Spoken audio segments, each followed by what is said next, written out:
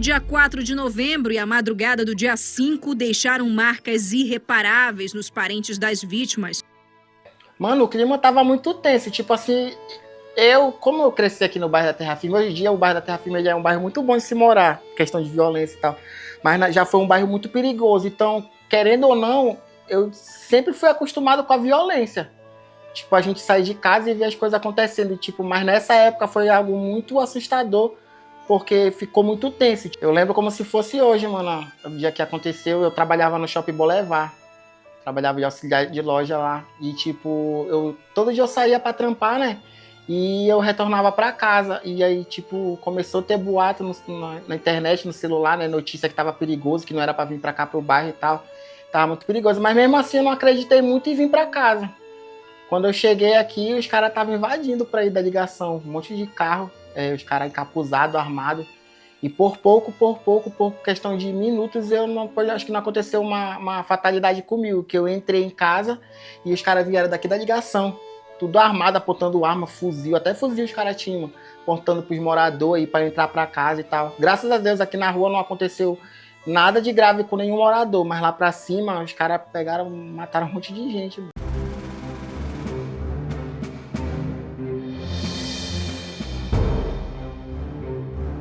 A gente pode notar através desse caso que a segurança pública ela é ineficiente no estado do Pará.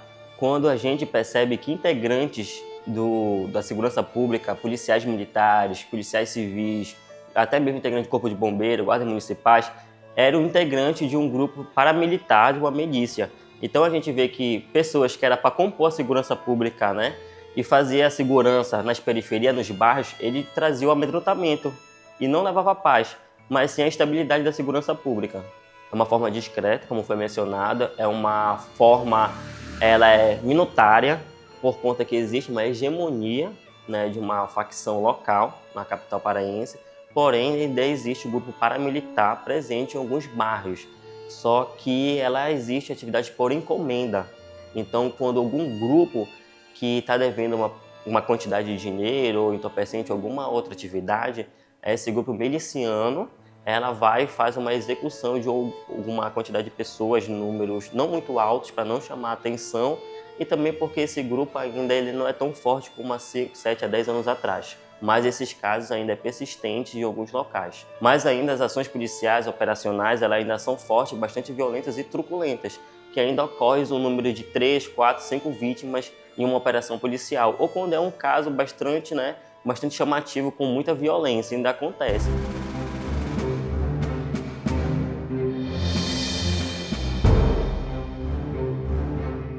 Quando eu acordo, 2 horas da manhã, me chamando que o Márcio tinha levado um tiro. Aí eu falei, pô, um tiro, ele foi assaltado. Porque ele andava com relógio, ele andava com celular, tablet, o celular da empresa.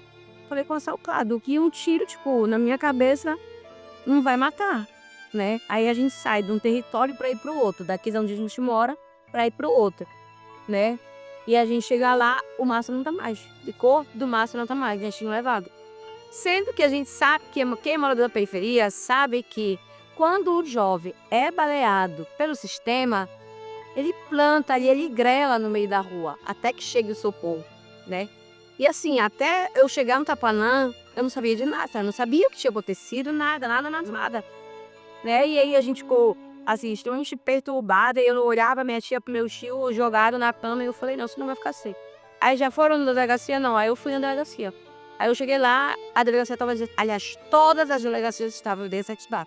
Nenhuma estava registrando boletim de ocorrências. Foi muito difícil ver meu filho dentro daquele saco, dentro daquela caixa plástica. Mas ao mesmo tempo que foi difícil, de dor, foi de tudo raiva, sabe? Pra querer entender. E aí o Márcio era um menino, tipo, morador da periferia, seguidor de aparelhagem. Ele tinha um grupo que tinha 500 jovens.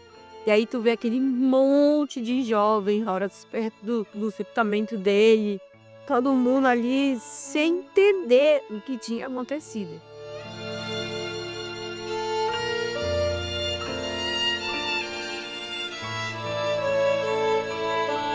O caso do Márcio foi arquivado por falta de autoria. E quando o caso do Márcio é arquivado por falta de autoria, eu disse assim, eu não quero mais trabalhar em casa de fome. Eu vou estudar. Eu tinha uma sede de conhecimento para entender o que acontecia na nossa periferia. E quando a gente, ao longo desses 2 anos e 9 meses, a gente consegue que o Estado nos dê direito de resposta, né, para falar dos nossos filhos, e que também eles montaram uma coletiva para esclarecer para a sociedade que tinha abraço que Estado, de fato, né? Aí eles estaram a CPI, investigam o que já não era mais nem que investigavam, o que eles já sabiam. E o Márcio deixa um legado dos megas camaradas, que eram os seguidores de aparelhagem. E aí, quando ele deixa o nome e estava conhecido dentro e fora do estado de Pará, eu disse: a gente vai transformar esse nome em uma entidade. Que aí eu já estava 2 anos e meio terminando já meus estudos, né, com bastante formação. A escola, na verdade, nem me supria. Eu só tinha que cumprir data, porque o que eu estava aprendendo era fora da escola, né? Mas dentro da minha própria escola eu consegui militar também, entendeu? Através da luta, conscientizar. Hoje eu tenho mães que são assim, tipo, me agradecem, entendeu? Porque era meninas que iam pra escola chamando de drogado. Aí eu lá, com 47 anos, no meio de adolescente de 18, 19, ia fazendo EJA, né? E aí eu brigava com eles, tudo, sabe? E consegui. Basicamente, trabalhar a conscientização e a formação. Porque precisa se trazer informação com qualificação. Não adianta tu só falar na formação, precisa qualificar. Porque é impressionante, mas a periferia, ela move o mundo. A gente tem uma força. Porque a dor é muito grande. Em 2014, eu consegui juntar 10 mais. Hoje nós somos 2 mitos. Okay? A gente perdeu todas elas para dor. Okay? Então, assim, o Instituto Marcinho, ele chega e é uma excelência. Hoje a gente trabalha legalmente. A gente já tem o de utilidade pública do Estado, né? A gente conseguiu. Hoje a gente trabalha legalmente com formações educativas com leitura para as crianças, formações para os jovens e conscientização política dessas mulheres, dessas mães. Que é muito importante entender a política para poder entender a política social que não chega do seu território. E hoje o Instituto Marcinho consegue trazer essa criança para o mundo dela, quer ser criança, quer brincar, né? Não, sabe, uma criança que cresce já com aquela revolta de ter visto o que aconteceu com o pai, o que aconteceu com seu irmão. Então hoje a gente não tem só mães, Marcinho, nós temos irmã de vítimas, os teninhos, e o nosso trabalho é esse. Basicamente, é trabalhar a conscientização. Não penso tu, é hoje. E eu te digo hoje pela minha experiência, porque eu falo com meu filho 4 da tarde, e no outro dia que eu esperava falar com ele, não existiu. E isso a gente vê hoje, e a gente reflete esse hoje, tanto aqui na capital, Belém, né, como fora, né, como aconteceu em Rio de Janeiro. Além de matar as pessoas que supostamente teriam envolvimento no crime, mataram crianças, mataram pessoas. Então, onde está o futuro? Se mata a criança. E a gente fala, como eu volto a te falar, como é que a gente vê um futuro se a criança é o futuro e essa criança está sendo exterminada? Está sendo exterminada por não ter educação, está sendo exterminada por não ter saúde, não ter direito, não ter moradia. Qual é o futuro dessa criança?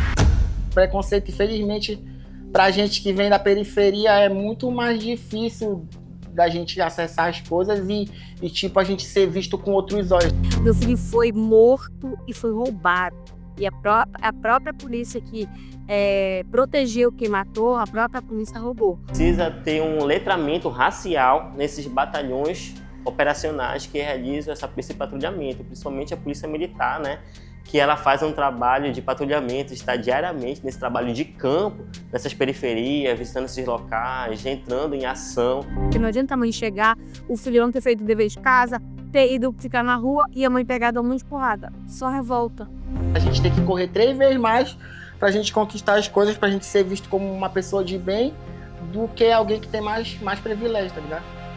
Mas se for numa questão de 100% pra melhorar, ainda tá muito atrasado, mano. O pessoal tem que botar na cabeça que polícia não é para matar ninguém. Polícia é para dar segurança. O pessoal que entra na polícia agora, novato, estão pensando que eles entram na polícia é para matar. Não é isso. Polícia é segurança.